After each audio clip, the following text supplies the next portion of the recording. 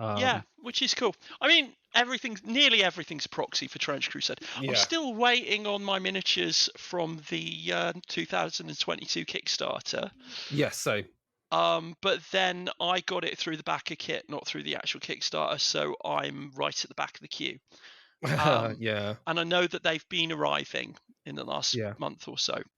Yeah, but I'm sure mine will I be at reckon some I am point. getting mine. I'm just going to be patient, really. Yeah.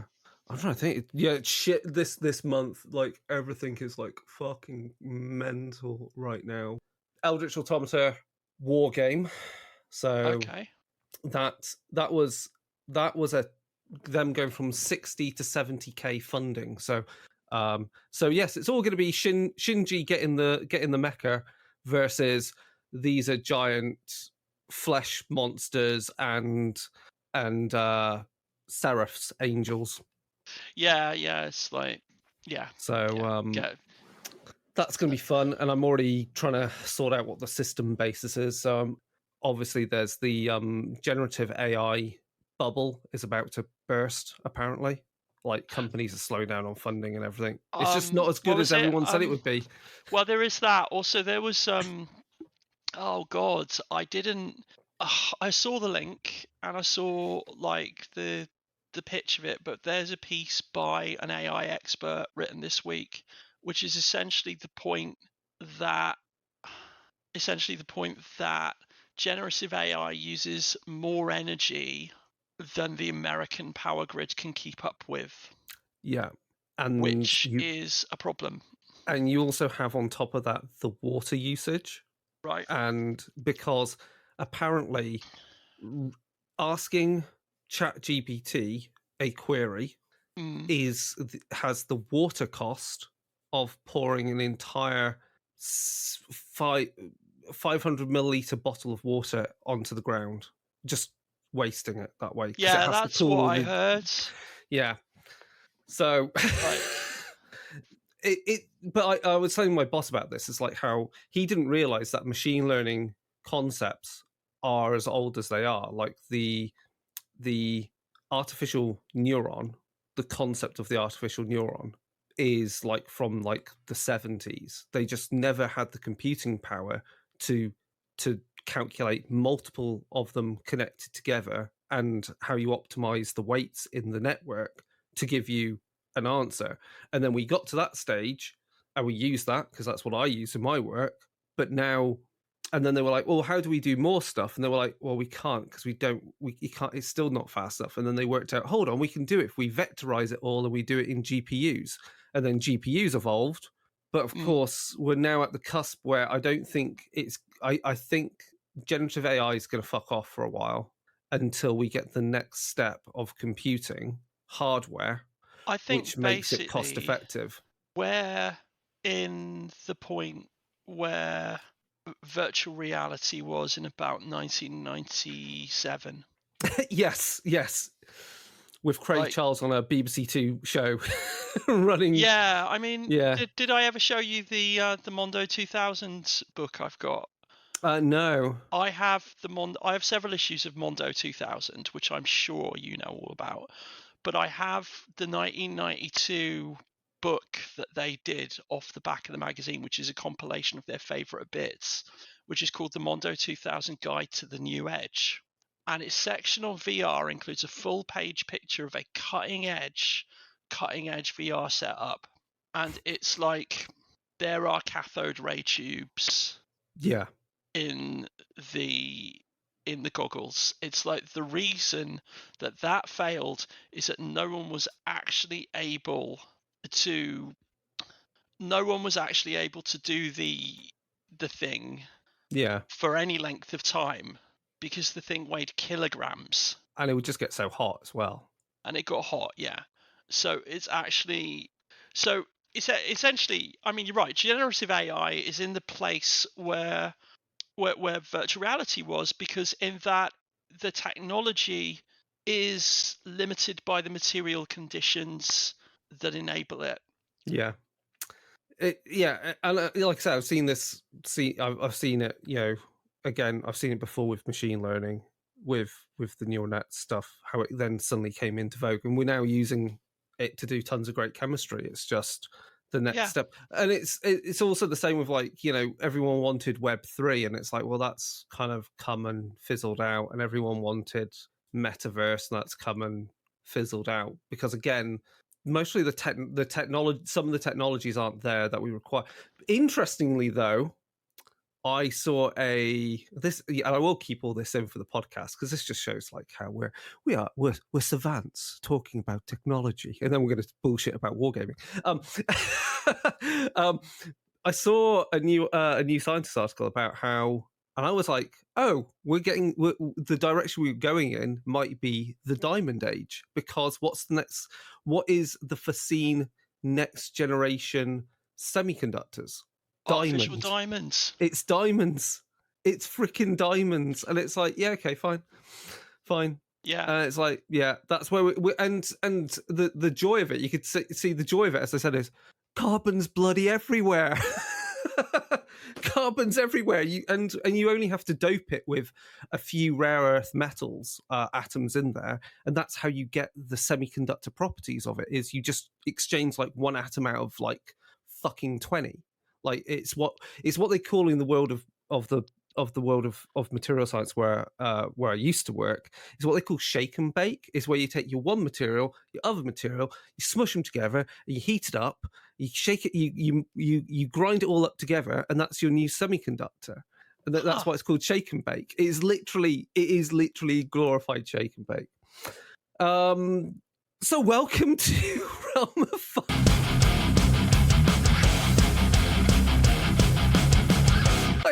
Your informative wargaming podcast. I'm one of the regular hosts, Chris. I'm joined by Sian. Hello, Sian. Hello, Chris. This is almost a regular thing now. Yeah. I'm going to try and get Mark on again at some point to talk about his hobby. I'm going to get Brendan on again because Brendan's our US based host who's also he's got a podcast. I can't think. Full Metal RPG. He's back in charge running that, but he works in a gaming store in the US, so it's quite interesting to find out what is in fashion and so forth. And as we said, we promised we talk about Trench Crusade, so we're going to talk about Trench Crusade. Yeah, we need to talk about Trench Crusade. French Crusade. French Crusade. Well, I mean, it's it's trenches. There's somewhere like that, but a bit of Necromunda. Crusade, yeah. A bit of Necromunda, a bit of first impressions of AOS 4. AOS 4. And was there another war game? No, I'll just say that I'm excited. I'm not going to talk about anything about War Machine. Shall we start with AOS 4, actually? War Machine I'm going to leave because there's updates. Steamforge doing well. Apparently they sold so much shit that they can't ship it out yet. Like they've had to increase manufacture. So it's doing well. And I've really enjoyed playing it. And I bought some new terrain recently for it from Dark Fantastic Mills, who 3D print all their terrain, and it's just crazy. It comes magnetized. And you can mix and match all the pieces together. So yeah, so that's the fun. So AOS 4, first impressions. Well, okay, so I had my first game in ages of Age of Sigmar about a month or two ago. Yeah. And I'd forgotten what it was like to play AOS 3. And the quick answer is not a whole lot of fun. And even though I was the one taking the double turns, although that also actually wasn't a whole lot of fun. Now, the thing that really got me about it was that... the thing that got me about the AOS 3 was that it was very slow. There was an awful lot going on. I kept forgetting things. Yeah. I was playing with an exceptionally good sport who kept reminding me of the stuff I kept forgetting, which was actually the best part of the game, was the fact that I was playing with, it was a guy called Reese, and I'd never met him before, and he was hugely sort of positively inclined towards me, because apparently I was the first person I'd ever played with an entirely painted army. But a rare breed indeed. But apparently, Yeah, he had an entirely painted army too, though. So and he really good. It was a beautifully painted flesh eater quartz army. He had one of those big zombie dragons that was on a sort of, it sits on like a ruin and stuff, and he had Yeah. little LED inside it, so it lit up on the gaming table. Yeah, there was an awful lot to remember, and I'm a Slanesh player, right? Yeah. And Slanesh is one of the factions in Age of Sigmar that it's fair to say I don't think they know what to do with. So Yeah. it had 2 second edition Wars battle tomes. So the first second edition battle tome was when they did a re-up on the demons. It's when they brought back, when they upgraded the Keeper of Secrets, which was the last of the Chaos Demons to Yeah. be given a proper upgrade. They had the Murder Harp and a couple of other things, and it was a really, really sad. Oh, and Silesk, the guy with the demonette on his shoulders, Yeah. and it was a really, really sound tome, and it was very, very good. But also, it had a couple of exploits in it, and it wasn't helped by the fact that White Wolf brought in about 2 months later an extra sub faction in a White Dwarf. White Dwarf did an extra sub faction Yeah. called the Siles Coast, and it was, and they announced it as tournament legal for AOS2, and it was OP. It was Yeah. broken, properly broken. And it was essentially a sort of hybrid Slaves to Darkness demon army, and the Slaves to Darkness counted as a full Slanesh army rather than just with the keyword, and it was broken. So by the end of the second edition run, they did another battle tome Yeah. where they, having realized that Slanesh was suddenly popular again, they did a whole bunch of mortal soldiers. Yes. So they did like the Lord of Pain and the Blissbarb Archers and the Exalted Seekers, and they brought back sexy Sigvald with his buttless armor Yeah. chaps, and all of that, and Glutos with his giant food chariot, and Yeah. it was kind of beautiful models, terrible to assemble, a pain to paint. And the Blissbarb Seekers, the Sleep Aid Seekers were the worst actual model troops I've ever assembled for God. Games Workshop stuff. And they freaking nerfed it. And Slanesh sat in like the 40%, 39-40% margin for wins in tournaments Right. for ages, and then they brought out a third edition book, and it was one of the last third edition books, not like the very last, but like in the last sort of the second half, and just, and this is obviously because they'd done a big re-up before. There was only one new model. Yeah. And that was the Lord of Hubris, who's kind of fun. The Lord of Hubris is a guy who essentially can allow the opponent he's fighting to go first. He gives strike first to the unit that he's fighting, but they have no choice but to direct all their attacks on him. Okay. So you basically have him as the weedy, super arrogant sidekick to somebody who you want to keep alive to be able to use their hits. Yeah. Yeah. Because glass cannons are a problem with Slanesh. Mm-hmm. The main problem with the third edition Slanesh rules is that their faction rules were fiddly, and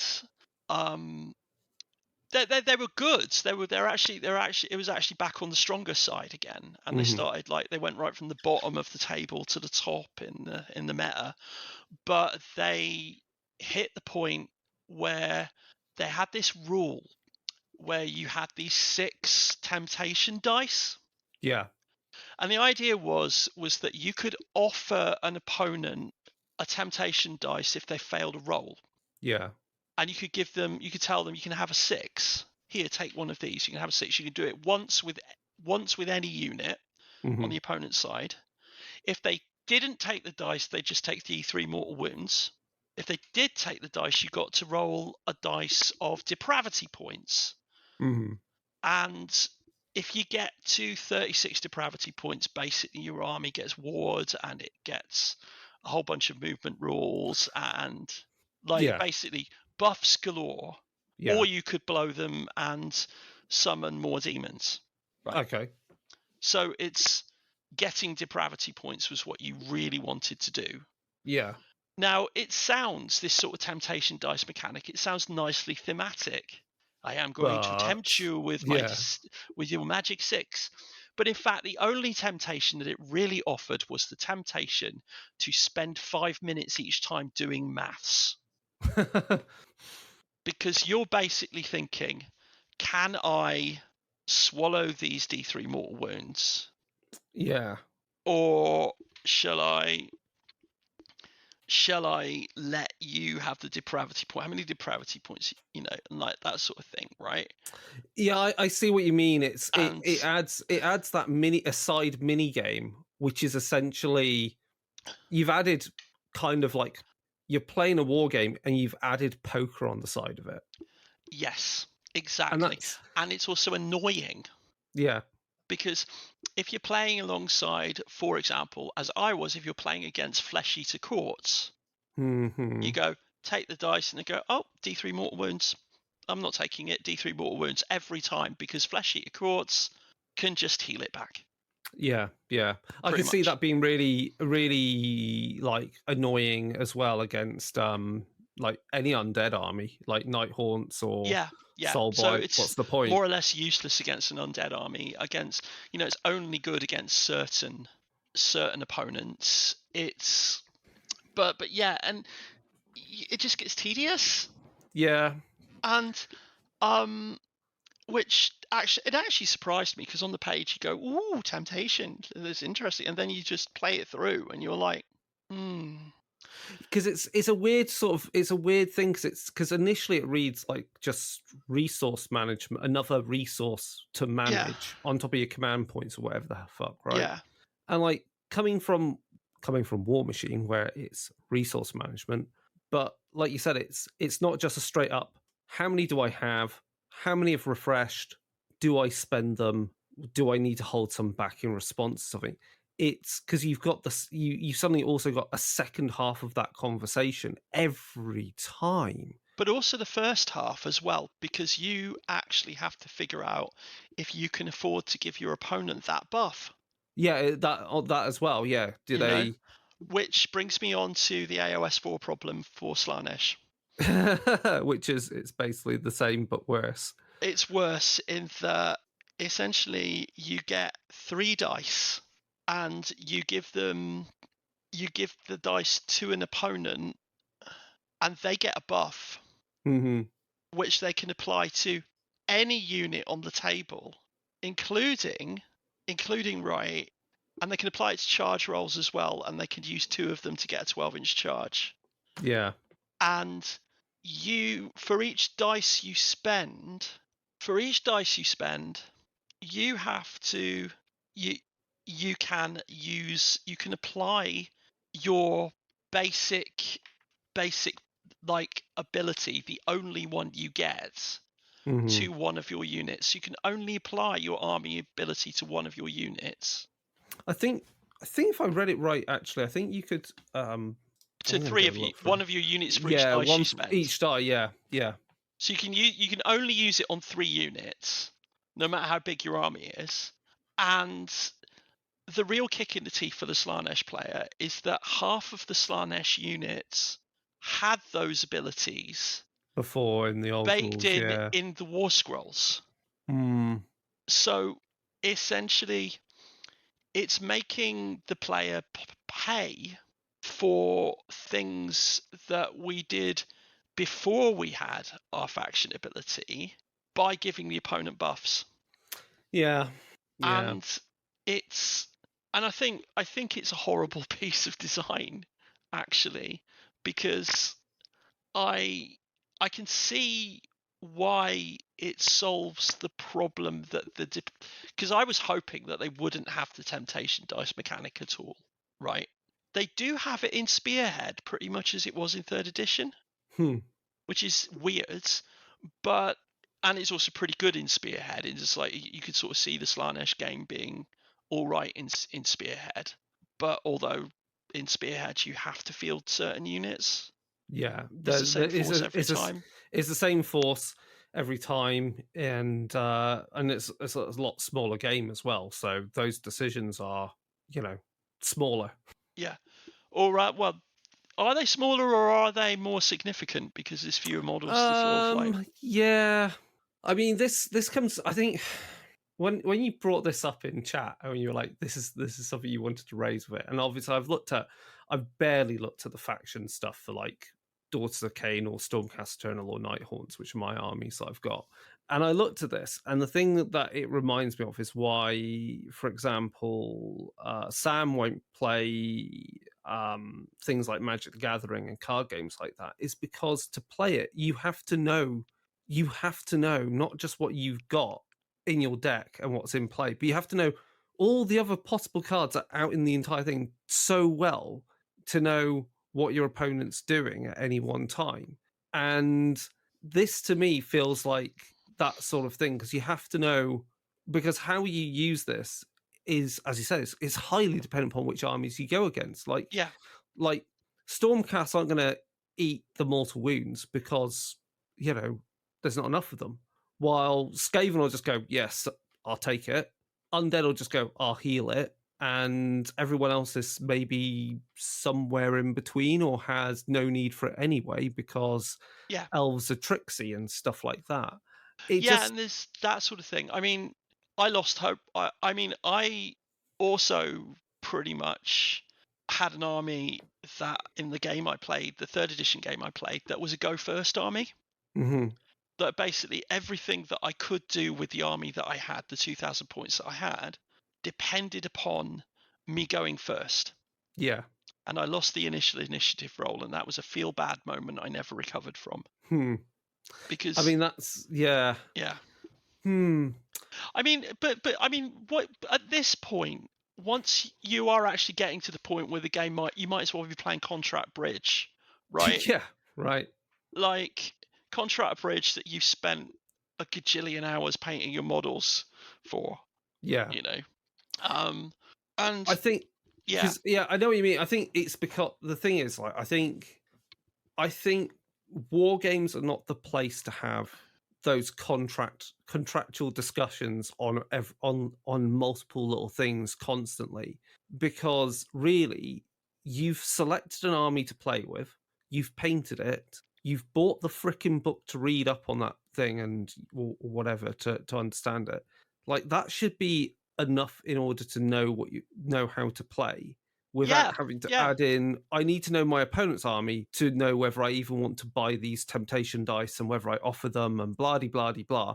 Like, every time it fans out too many options that you don't need. You just need to know, this is my army and I should be making these sort of decisions, and I vary depending upon what I'm up against, rather than going, I've made a decision, then I have to wait for my opponent to make a decision, and then I make it. It's just too much. It's too much. Like, that's just too much. Too much. Yeah, I mean, that's kind of the thing, isn't it? It's just too much going on. The fact that it needs, like, you buy the rule book and you buy your army book, and then you buy this year's General's Handbook, so you know how to do a match play game, and then it's almost like they expect you to buy all the other books, so you've got all the lore and know how to play every other army. It's like, yeah, and this comes back to the crux of, like, if you want to know how the other armies play in War Machine, you download the app and it's all there for free. And obviously, right now we can get all the rules for free for these armies and in the app. Long? But for how long? And it's just like, I mean, my first impressions of what they've done overall with Age of Sigmar, I do think as a game it reads better than 40k, 10th edition 40k. It does look like a much more interesting and fun game on the in the basic and I think, level. And I think it's because they've discretized everything. So everything is an action. Everything is a move. Everything is, well, not a move. Everything is an ability. So whether you move your unit, that's an ability. Whether you deploy a unit at the start of the game, or you deploy a unit due to something that says you deploy a unit, that is an ability.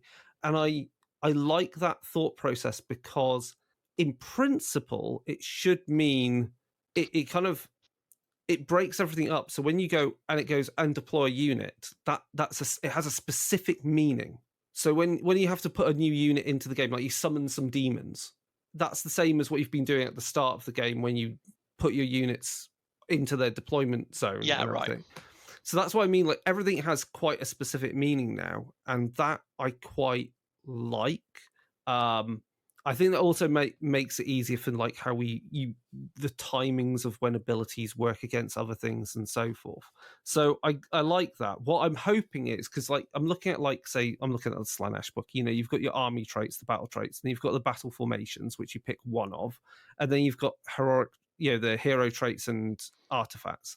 I'm just like hoping like that doesn't balloon out of control. Like they start, because I felt like in AOS 3, when you looked at an army book, there was like so many options. Yeah, you like had like 4 sub-factions and all that sort of thing. They're just sort of you know, you sort of, I mean, Slaanesh had like 3 sub-factions. And then that was the other thing. They added 3 more sub-factions when they did the Wrath of the Ever-Chosen book at the end of AOS 2, which were all overpowered. Like, there was no reason not to play the Purple Haze, or whatever it was called. The Crimson, I forget. But yeah, there was no reason not to play the sort of the Special Invaders host, because it was just like so OP. And isn't that I guess that's the problem. That's my fear, because it's always interesting when you have a new edition, everything's kind of like reset. You hope across the board that's a fun place to begin. Yeah. But as they bring out books, it's always that kind of danger, and it's the thing that reminds me of like Vampire the Requiem, the philosophy behind the disciplines of that is like everything you add into the game shouldn't deprecate everything before it. So like if you increase I'm now at like potence, or whatever the heck it was called, 4 levels 1 through 3 powers were still actually useful, whereas in like old school Vampire the Masquerade, once you got to like whatever on a discipline, you would never use the level 1 or 2 powers, because they were just pointless. Well, it depended on the discipline. Dominate had ones that you could use all the time. There were certain disciplines that were just better than others. But I feel that's the danger always that GW falls into, is like they introduce something else and they don't think, have we just completely ruined all the previous options in the books? I think that those of us who've worked in game design, I think, have a better idea of how exactly it works in terms of the logistics of actually like writing these books works. That we happen to know that they don't do nearly as much playtesting as people think they do, because they simply don't have time to do it. Yeah, they don't. And because they've got to bring out a book every month. Supplement treadmill is a killer, isn't it? And I mean, having written some freaking broken mechanics for NWODs, I can tell you that. There was a book for Promethean called Saturnine Night. Yeah. It had some of my best lore and some of my worst mechanics I've ever written. Like, I can't imagine anybody using the rules that I wrote in that book. Oh, God. I can say that now because it's nearly 20 years ago. Yeah. But like, I cannot imagine anybody would have used those mechanics. When I've been writing for Green Ronin, I've gone to Malcolm Shepard and I've gone, Malcolm, not a mechanics person. Can't do mechanics, Malcolm. Let me write an adventure. Let me write lore. Let me write games master advice. Am I going to write No, I'm not writing mechanics, Malcolm. Yeah. Never. Well, that's a book that came out recently, and it's like I had to write a lot of mechanics, and that was Demons and Heretics for Wrath and Glory, so it's the Chaos Beastry book. Oh, right. And so I did all the Chaos Undivided antagonists in there for the Chaos Space Marines. And so that is a lot. There is a lot of abilities in there for each unit that I had to dream up. And obviously also try and get them to line up with the unit in 40k and go, does that feel right? Is that what it's going to do? Yeah, okay. Whether they're OP, I don't know. But, Yeah. It's a role-play game. It's a different problem. When it's a war game, that you're playing week in, week out, and you want some game balance. But then it's really interesting to look at something like Trench Crusade. Yes. Which we should talk about now, because having been sort of wildly ambivalent about AOS, I think I can just sort of go, I kind of adore Trench Crusade. It's not even properly out yet. Have you played some games of it? Because I haven't. I haven't managed to. No. There's no one around here who plays it, but I'm going to try and get some games in the next few weeks, actually, because I've managed to drum up some interest finally. But yeah, I've really just, adore the aesthetic. It's gothic grimdark. For those of you listening at home, it's set in an alternative history game set in the year 1914, where everybody's been at war since the Crusades, and also one side of the war is actual real demons, with real demon magic, and that's pretty much it, isn't it? So you've got a weird World War thing with a sort of medieval gothic kind of thing going on as well. And they're not holding back with what they want to do with their art design, which is, I think, clearly because they know their demographic, as in they want over the top gonzo gothic horror. In that respect, then it's the same as Kingdom Death. They're just like, fuck it, let's just do crazy designs. Let's go full Hellraiser in 1914. Yeah, stigmatic nuns, basically nude from the neck down and covered in blood from head to toe. Yeah, I mean, I've liked it because obviously it's designed by the game rules have been done by Thomas Pirinen of Mordheim fame. Yeah, and it kind of shows. It definitely shows because obviously it's a warband centric game, as in you're going to get experience and ducats to spend to buy weapons and more members into your warband as other ones die. And you can get extra members that you can't start with as you go along as well. Yeah. And then, but I think the interesting thing is seeing where they went with the mechanics of it, because what do you make of the mechanics? My initial gut feeling was, I've seen this before. It feels in the sense of it feels very it feels like what was I was going to say? It feels like Under the Hood. The starting point was like powered by the Apocalypse because of the 2d6 mechanic with the the lower higher thing with the table. And so either because in Powered by the Apocalypse you roll 2d6, and if it's I think 6 or less, it's a fail, and then it's like from 7 to 9 or 7 to 10, it's a success, but. And then 10 up, and then 11 to 12 is a all-out success.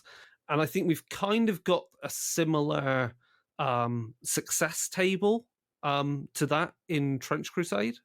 But to make life, I feel, easy, so you're not having to do horrific amounts of maths, right, I say horrific amounts of maths, it's rather than rolling lots of individual swingy singular d6, you're rolling a dice pool, which is either going to get more dice and you pick the 2 highest. So in other words, if you get positive modifiers to your dice pool, you roll that many dice in total. So it's 2 dice plus X dice. Roll those, pick the 2 highest. That's your result. Or it goes the other way. If you start getting if you run into negative modifiers, so it's your dice pool minus d6s, you actually roll 2d6. And you make those other d6, well, you just put those into the pool as normal, but now you pick the 2 lowest out of that result. Yeah. So in that respect, I quite like it because dice pools are easy. Everyone knows an extra die is better. Another losing a die or having to pick the lowest is worse, and it always keeps you within that nice non swingy bell curve of the 2d6. Yeah, yeah, it's And I quite. like that. I like it too, and also it doesn't. I mean, I'm not someone who actually enjoys buckets of dice. Yeah. 'Cause, like, I have to like then go. This one is a hit. Is that one a hit? No. Okay. No. Hang on. I missed one. Yeah. And you just sort of. Yeah. I'm terrible with that sort of thing. So just having like a couple of dice which you can actually just read with a glance. Yeah, exactly. You It's know. it's why I found, again, going back recently to War Machine, why I found that refreshing to play that again, because again everything is 2d6 plus number versus target difficulty, and you might have an extra d6 or so, and that's all you're ever rolling for attack. So again, it's not swingy. What you read is literally what it is. There's none of this weird there's none of this weird roll to hit, roll to wound, roll to save. And along that path also, because Games Workshop loves this, you might have a reroll and you might have some exploding sixes. And you might And you're have a doing ward. that at every one of those stages. That mounts up, and it's You just, could again, wind up with like eight dice rolls before you actually figure out whether somebody's got an injury. yeah. And this comes back to why also, like with Warcry is beautifully simple, because it's literally one roll is literally your to hit, Yeah. and from that, the damage you've done. It's done and dusted off one roll. And it's interesting when you see people like Thomas Purnon like design a new system and get out and being outside of the Games Workshop ecosystem, because I guess you can see where Games Workshop is stuck with its two main games, and they have that kind of like that design debt. That they have to keep doing that because that's what everyone's expecting. In much the same way, when's the last time anyone ever bothered to care about the attribute value in D&D? You don't. All you care about is the bloody modifier. The attributes and odd numbered attributes don't do anything. So it's like, Yeah. I mean, D&D is sort of a weird one like that. I mean, in 4th edition D&D, at least, you got to raise attributes every couple of levels. Yeah, which had a different sort of thing going. So you like by the time you hit like level 24, you sort of like you could have like strength of 32 or something, mm-hmm. which has another problem instead. But like, yeah, I mean, D&D is its own beast, I think. At this point, yes, it was interesting that the most recent edition of Call of Cthulhu, dispensed with having 3 to 18 stats. It just made the stats percentage values like everything else.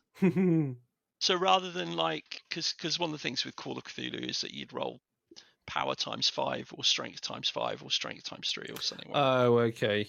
And then in the end, they just like, why don't we just multiply it by 5 and just make it a percentage? Just standard. So basically, Warhammer Fantasy Roleplay, right? Yeah. So anyway, Trench Crusade. Trench Crusade is great fun to look at. I really enjoy the culture on the of the Facebook group, and the Discord has a really good culture. It's very positive towards people who are kit bashing and stuff. Before we started, we were talking about proxies, and actually, I was just sort of thinking, Trench Crusade, nothing's a proxy because everything's valid. If you can basically just produce something that agrees with your stats, you're fine. So I've converted some old Deathcore of Krieg, changed out the guns on them, so they're holding old school rifles rather than laser guns and laser guns. I think there isn't much to do on the Station Forge ones that I've got. I think in a few places I need to like scrape off anything that looks a little bit too sci-fi on the weapon, like the power sword energy doohickey that runs up the blade. That just needs to be sliced off. But yeah, it's great that it's like I say, it's there's so many cool like design sculpts, kit bashes that people are doing, and their interpretations of things, and it's that very grimy aesthetic. So like, you know, you can slap chop it with and put textures on the minis to really gunge them up. I think that seems very familiar to and they had it on the Jugs podcast. They had I can't remember his name, creator of Turnip 28. Oh, oh god, I can't remember either. But yeah, I remember. I know the guy, Hieronymus Max, on Instagram. Yeah, and that's again the kind of the same thing, because he was talking about in that they were interviewing him in the latest episode. And he was saying like, I just want people to feel like they can just make something that looks good enough. It doesn't need to be like, you don't need to be doing it to modern GW stat, like what they say in their, like, you know, tabletop standard. It's like back when his aim was like, I wanted to just feel like I was making an army back when I was like 10 or whatever. Like, you just put the minis together and you slap the paint on and you go, yeah, that'll do. I just want it on the table. I mean, there's some of that, but at the same time, there's plenty of latitude for people who want to do something fun and impressive. So, for example, I've actually found some of my old Rackham figures from long ago, and some of them are fine for it. So I pulled out an old Nemesis clone from the Nemesis board game. Oh, of course, that would be great for stuck it on a 50mm base, and it's a Warwolf. Yeah. I guess also some of the Durs designs fit with the more Middle Eastern faction that's in they could go with the Iron Sultanate. I've got and actually to be fair, several of the Griffins work fine with New Antioch. Oh yeah, definitely. Templars of Hod would work perfect. Yeah, but also the Griffin Musketeers. Yes, they're great they're models. They're basically just New Antioch soldiers. Well, they've even got little crosses on them. You don't have to do anything to them. I mean, even the Griffin Templars, just their Knights Templar with just full plate mail and sword and shield, would look perfect. Yeah. Wow, I hadn't even thought of that. That's very cool. That is very cool. Yeah. I was going to say the other thing with the about the rule system. The thing that I like is obviously it's clearly not stuck in Games Workshop's traditional world. So like models have like multiple actions. So it's it seemed on paper, it's like quite a dynamic game system. Yeah, basically you keep doing stuff until you actually don't do something. Yeah, and then there's some extra stuff with like blood markers, which I think represents how your models suffer damage and bleed out. Which is a red dice that you put next to the and then there's figure. Blessings and infernal blessings. I guess they all work the same, which is you just get bonus dice. So everything works off the same thing. You just get bonus dice, or you get penalty dice, which is easy maths because they cancel out. And the rules fit into like maybe 4 pages if you remove the art. It's not. Yeah, no, the actual rules are like, I mean, if you look at the playtest document, which is about 100 pages long, about 80 pages of that is just factions. Yeah. And equipment.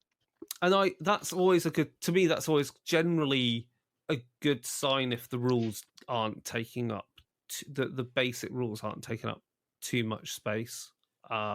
It's I'm definitely, like I said, I've got some models put together for New Antioch. The board size is anything from 3x3 to 4x4. So I've got a 3x3 dark cobblestone mat that I bought for a few things, like Batman miniatures game. When I ever get around to bloody playing that, on paper it's great, but I've still not played it. So I'm going to do that, and I'm going to get some maybe inch thick blue polystyrene sheets and just cut out squares or so of it, and then put coffee stirrer sticks around the edge and everything to make it look like it's the side of trenches, and then you just lay them out as you want for the full trench system. All right, wait. By the way, ways that someone's a miniatures gamer. It's like whenever they go to Costa or Starbucks, they always end up pocketing a handful of the little stirrers. I will be. We don't advocate that, but I will be doing it. No, I've never done that in my life. I have never. This is my partner just smiled at me about that. But yeah, no, I have never done that. No, don't advocate stealing coffee stirrers, but they are fantastic for model making. Just saying. Yeah. So you said you've made like what, a heretic? I made warband? a heretic warband with change. I made a bunch of heretic soldiers, and I just kept making them. Right. And then was like, and I made some ones that specifically you couldn't buy to start with anyway, like a couple of warhounds. Yeah. And it was like, and essentially I've got this like load of them now, and I'm like, and then I sat down with the rules and worked out 697 ducats worth of soldier. Yeah. Basically out of what I'd built and repainted and stuff. So like things like the Warwolf, I'm not going to start with. I'm going to start with an Anointed, and there's an Anointed is sort of a big sort of basically a mutant dude, a sort of demonic mutant dude who gets a giant. This one's got a giant flamethrower, bunch of troopers, and a priest, and an artillery witch who's basically someone who is holding a bomb on a fingertip upside down. Yeah. Yeah, and the other thing I have to we have to say again is like the art style. I'm trying to think. The art style reminds me of. Is he I want to say a Polish artist that does all the weird landscapes. Oh yeah, Thomas Brzezinski. Yeah, with the really kind of organic, kind of almost Geiger-esque elements. Yeah. And I get a feel from that with the artwork, because like also with how they've done stuff for some of the things. So like the armor is like really ornate to give you the sense like there's lots of demonic. In fact, actually, someone mentioned that artist and said that Mike Francina's art did remind them of it, and he was like, he was incredibly flattered, was like, I should be so lucky and everything, but did actually admit that it was his primary inspiration. So, it's like, you're on the nail there. Basically, that's what has inspired him. And you said you're in the process of making a new. I've not even worked out my list for New Antioch yet. I've got a bunch of minis for it, but yeah, they're going to be. Yeah, they look pretty much.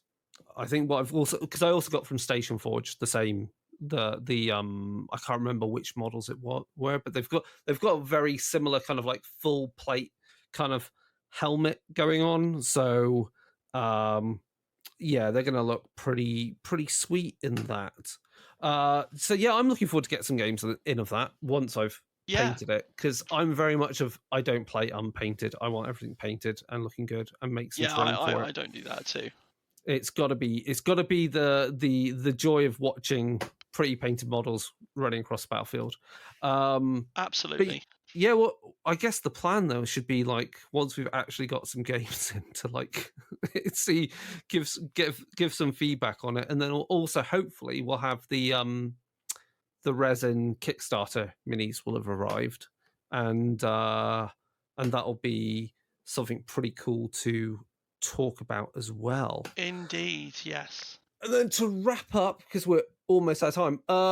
Yeah, obviously I'm totally enthused about Necromunda, because anything Necromunda excites me from Games Workshop. And and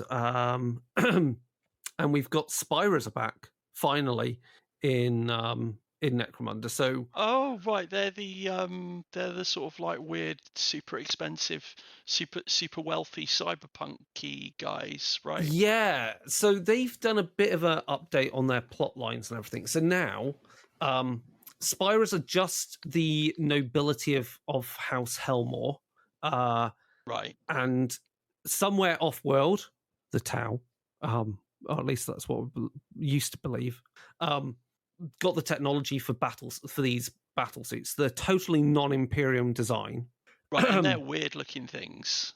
and so now they've elaborated on it so that the nobles essentially have to undergo a lot of like prosthetic, and biomechanical manipulation to kind of like put them in these battle suits. Oh, because right. their limbs have to be extended and things like that. So it's a bit kind of like how I'm trying to think from the comic books. It kind of feels like how Scorpion in Spider-Man is kind of sometimes like, is not really a full person anymore because to get them into the battle suit for it. And then the way you can play it now, so they've got a box coming out which is self-contained, a bit like the one they did for which was just for, I think, called Underhive. So it was for, which they brought out more recently, which was Escher versus Delac. Okay. So they're doing that, but rather than giving you columns and walls with the Zone Mortalis strain, they're giving you the doors from the original Necromunda box, and give you a mat for a double-sided mat for the corridors. So that means all those old tiles from very original Necromunda release when it came out, new Necromunda original release that I still have, are quite good for that play style where you're just playing pure Zone Mortalis. Right, right. And what you get in there then is you get the Malstrain Gene Stealer and Gene Stealers. Dare I ask what a Malstrain Gene Stealer is? I'll get into that because it's super fucking crazy and weird. And then you also get Vansar, I think the Vansar Tech, Orbex or Tech or something like that. I can't remember the term. Which one's a Vansar again? The cyberpunk ones with the full face masks and the head tails. I know. Yeah. So you've got a gang of those techie Vansar, and you get a few Spyro Hunters with them. So the whole point is that you can have a full gang of Spyro Hunters, or you can have Spyros who join a gang to go hunting. And the whole idea is they go hunting in Hive Secundus, which is off limits, has a giant wall around it because it's got the Gene Stealer Malstrain infection and it's been nuked to oblivion, this hive. And prove their worth, the Spyro Hunters go in there to take the heads of Gene Stealers and other horrible hive monsters and so forth. So that's the premise. The Vansar obviously go, hey, we want to do that because, we like stealing technology. And they go into the destroyed hive to steal tech. And the Malstrain in all of this are the result of a tech priest who monkeyed around with the Gene Stealer genetics, got infected eventually by him. He got himself infected others. And as a result of that outbreak, that's why the hive got obliterated and they create this, perimeter wall around the hive. Isn't that the plot of Alien Covenant? I guess, yeah, basically. Right. But the thing is, you ask the question, what's a Malstrain Gene Stealer? Yeah, what is a Malstrain Gene Stealer? So what's happened is the monkeying around with the Gene Stealer genetics combined with all the radiation fallout has caused the Gene Stealer strain to mutate to such a point that when Gene Stealers are born from the infected cultists, the Brood Brothers, from their union, the Gene Stealers are not perfect like we expect Gene Stealers to be. When I say perfect, they don't have that tyrannid symmetry. Yeah, they're not those gnarly purple dudes. They're now misshapen. So apparently part of the design idea was when you see, when funguses infect insects and cause the insects to go weird and they grow weird growths on them, it's like that. So these Gene Stealers are jacked up and they haven't got yet enough of a size of a brood to create a psychic beacon. But in the article on Warhammer Community, it said, first of all, if these Gene Stealer Malstrain cults got out of Hive Secundus and met up with other Genestealer cults on the planet, there would be outright war between them, because the standard Genestealer cults would recognize it as an infection to kill, which is cool.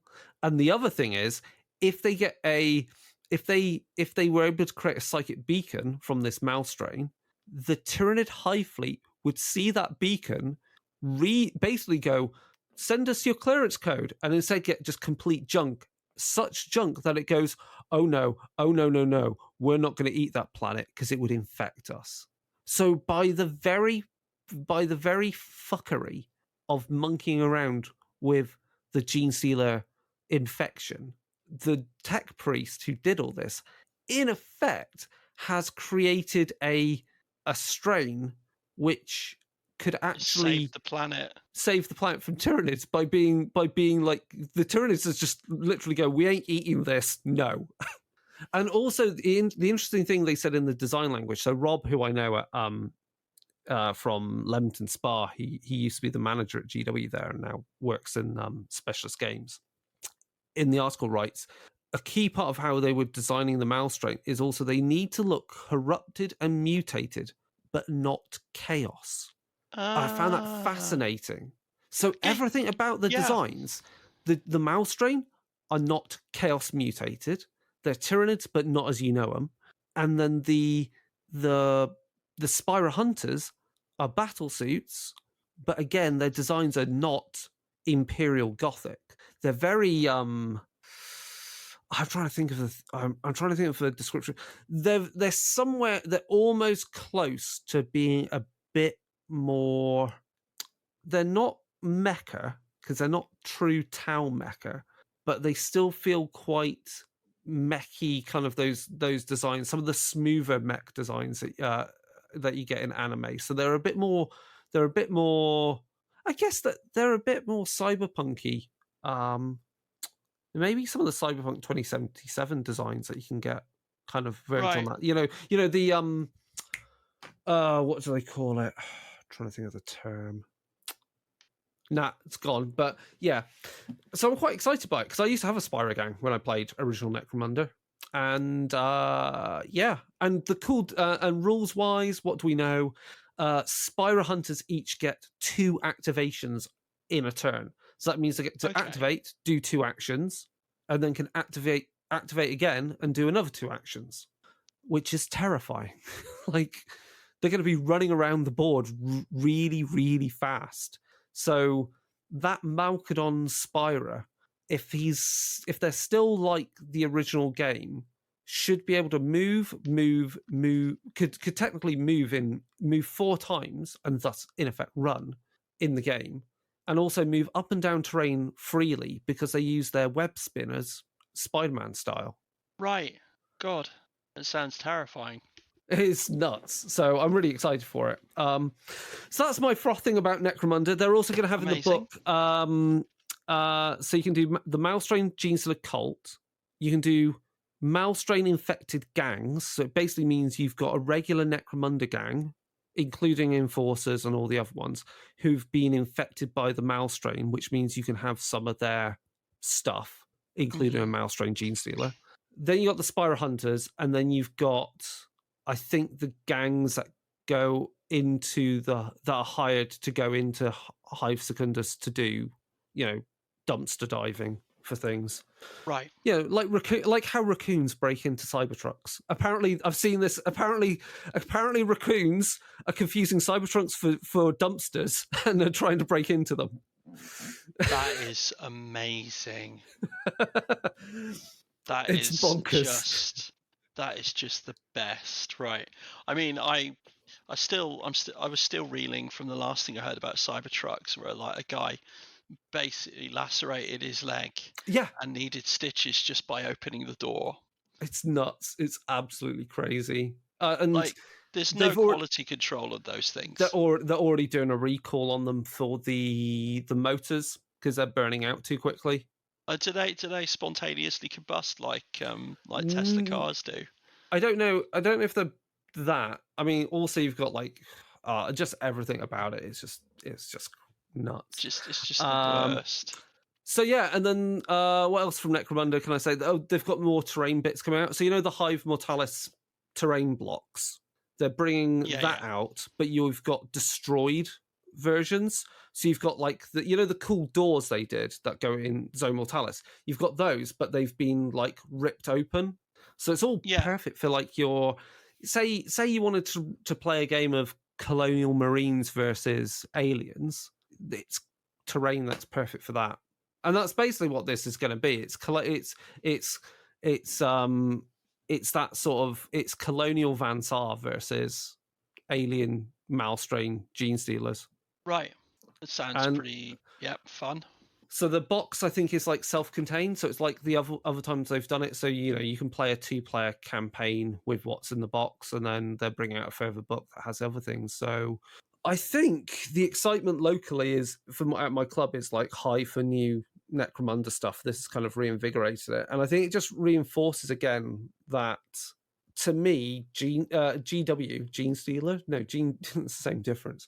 GW, all of the fun things that GW is doing is just not the main games. I feel right now, like as much as Age of Sigmar's fun on paper, looks good on paper, but again, I just feel it's going to get into that. It looks simple to start with, and the grind of books is going to happen, and that's going to get more and more complicated, and then we're back to Contract Bridge.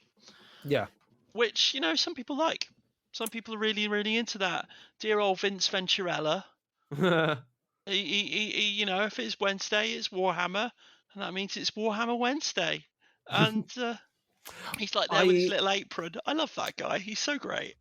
I have one final follow-up. We were talking about Planet 28 and how I said design-wise, I was looking for minis that look like what do they look like? That look more kind of Dune, kind of Baroque Gothic rather than true Gothic. So, I'm trying to think whose designs was it? Who's the classic GW sculptor? Gary Morley. He has a Patreon. Because of course he does. Let's see. Can I find his thing? Patreon. That looks right to me. So he does actual like 3D sculpting now. Like he's been doing that for a while anyway. But he's got some designs on his Patreon, STL files for it, which actually kind of fit that sort of design style. Yeah. And I was just like, aha. So I don't have a 3D printer, and I need to find someone who can print this stuff for me, basically. But I will link that in the show notes, because I do think it... So it's got like... It's almost like he's done alternate, like, Space Marines. But the armor is much more curved, has a lot more, like, those ridges and so forth, and just kind of looks like that kind of Lynchian Harkonnen, ribbed bodysuits. It's that kind of look. I like him that. The only thing I painted recently were a little set of Grobniks, who are some of the bespoke sci-fi figures that Anna Polanchik, Gardens of Hecate on Instagram, produced. The set I got, were actually I'd had them for well over a year when Mammoth Miniatures was doing them. I think they're now being done by Curtis Fell of Ramshackle Games. But I just painted them up, and I think I took a solid hour on them, and have had more positive response for them than I have for anything for ages. People just love them, and all I did was like a little bit of airbrushing, a little bit of dry brushing, a little bit of weathering. Jobs are good, and everybody's like, wow, these are amazing, tell me your recipe. And it was like, I just sort of knocked them out. They do look nice. I got my thing wrong. It wasn't Gary Morley, it's Bob Naismith. It's the other classic Games Workshop. Even more classic than Gary Morley. You're going back 10 years further. I'm gonna shoot that link over to you in the chat just so you can have a look at that. Have a look. I've painted, like I said, I did some terrain. I finished all my War Machine armies, waiting for new stuff to turn up for that. Oh, they're lovely. And what else did I paint? Oh, I painted the Rotmire Creed for Warcry. For Warcry. They're quite fun little minis. And the other thing I've started doing conversions for Enemen. Enemy. Anyway, every it's basically every model is a Necromunda model that Fueled by Chaos on Instagram is doing this month. So I've done a few conversions of Cruel Boys into Muties for Necromunda, and one's got a gimpy little arm because his arm is not long enough because it's off a regular ganger with a pistol. Yeah.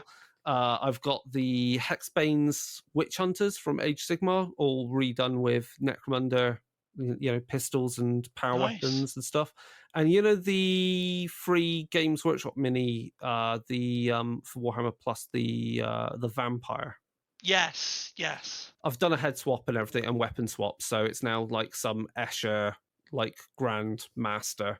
So I'm gonna get that's been sprayed up ready to paint. I think I'm going to do that this weekend, and that's kind of my hobby until things turn up in the post. Well, like I said, I've got the Trench Crusade mini. Yeah, that as well. Coming in the post eventually, but actually, I've made the commitment not to buy any more new minis this year. Wow. And I've been keeping to it. That's I've impressive. got plenty to paint.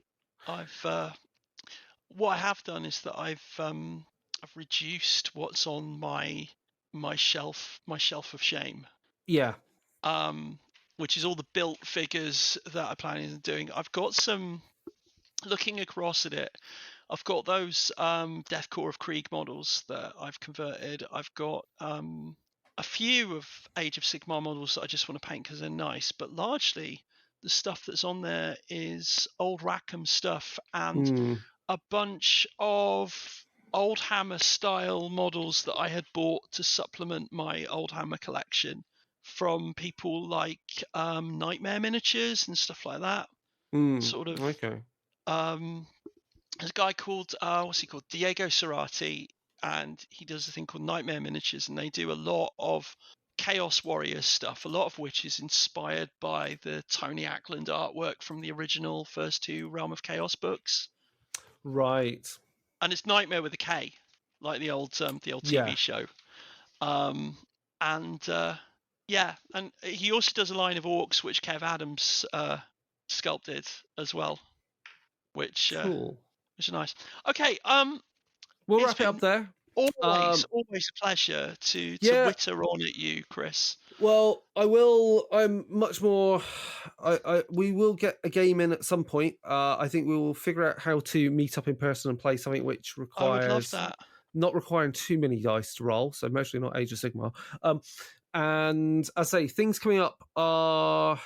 So this is going to go out on Friday, so I'll edit this in no time. Things to plug.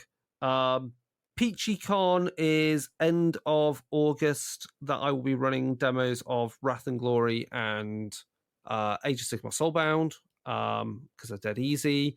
On that topic, there'll be a link in the show notes. Go over and vote on the Ennies Award for Gen Con. The for best monster product is for Wrath and Glory is up for nomination. Well, it's nominated. It's up for voting to be the best one. Is Threat Assessment Xenos, which was a lot of fun to work on. Cool. And as we're talking about this, when this goes out, there'll be a couple of days left on Eldritch Automata, which is a mecha.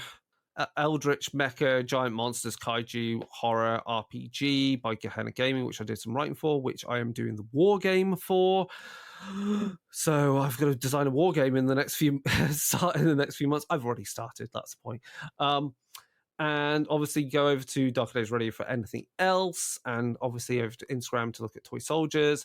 And Sean, you are obviously continually pumping out articles on your Patreon that people should pay attention to. In fact, tonight I've just finished writing an article about Longlegs, which I saw last night, which is well worth the time.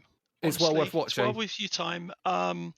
Is it the greatest horror movie of the decade? I don't know. I've liked everything that Osgood Perkins has made, so it actually forms a third part of a trilogy with the first two movies he did. Which I can't think off the top of my head what the first the two. first one was called The Black Coat's Daughter, which in Okay, some areas was released under the name February, and the right. second one was called I Am the Pretty Thing That Lives in the House. Oh yes, yeah.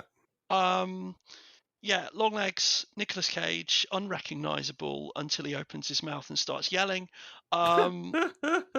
Which is the complete opposite to Willy's Wonderland, Right, where he doesn't right. talk at all. Yeah. So yeah, long legs. It's Micah Monroe, Alicia Witt as a middle-aged mum losing her Yeah, marbles, which is wild. She was the little girl in Dune when I was a kid. yeah. Younger than me. A year, Um, no, older than me by enough years. yeah, but anyway, it's the devil has made a bit of a comeback in horror films in the last year or so. There have been a lot of satanic horror films in the last year or Yeah. so. I think this is the only one of the satanic horror films that's come out this year that does actually approach a feeling of actual evil. Impressive. It is oppressive in atmosphere, particularly in the cinema, and it's Marmite. Yeah. Critics have loved it. On the socials, those people who have expressed an opinion have either absolutely adored it, and that's about 90%, and then the other 10% have despised it. So much like how it was with Midsummer as well. I knew some people who absolutely thought Midsummer was the worst. And, everybody else was like, this is the greatest movie ever made. And then there's some infuriating people who made it their personality for a couple of years, which, oh, God. Yeah. What Anyway, did I watch recently to wrap up horror film wise? Finally watched X, finally watched okay. Pearl, and just for last we watched The Nun 2, which is just trash. Oh, God. Yeah. Oh, James Wan, what a guy. Right. Yeah, So, way to go. that's fun times anyway. And always a pleasure. Always And, good. we'll Thank do you for the thing. listening. And All right. links are in the show notes. So goodbye. Bye now.